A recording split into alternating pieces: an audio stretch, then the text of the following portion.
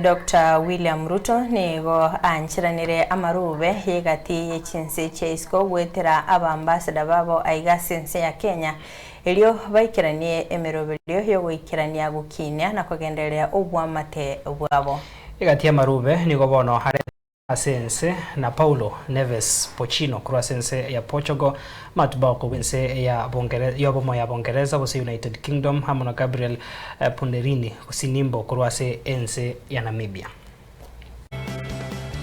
As His Majesty also said, it is this intimacy that means we must also openly and honestly acknowledge the most painful periods in our long and complex relationship. I commit to deepening my understanding of these wrongs. Mr. President, my ambition is that the UK shall fully demonstrate the strength of our partnership with Kenya and the breadth and depth of our friendship with this wonderful country. Kenya is a critical economy, a continental voice and a global leader, a country that is innovating, diversifying and growing.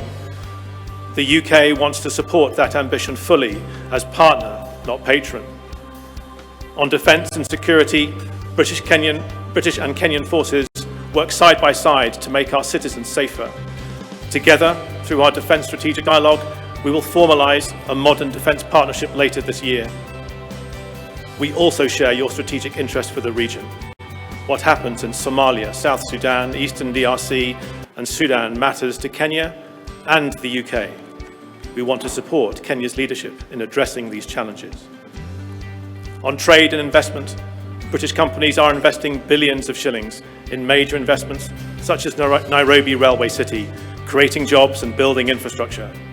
We have committed to double UK-Kenya trade by 2030 and, as you know, are well on our way. On climate, energy and technology, we're backing Kenya's leadership with financing and technical expertise such as Kenya's new carbon registry. I have the honor to present to you Mr. Gabriel Sinimbo, High Commissioner Designate of the Republic of Namibia. He holds qualifications in training, marketing, administration and international trade.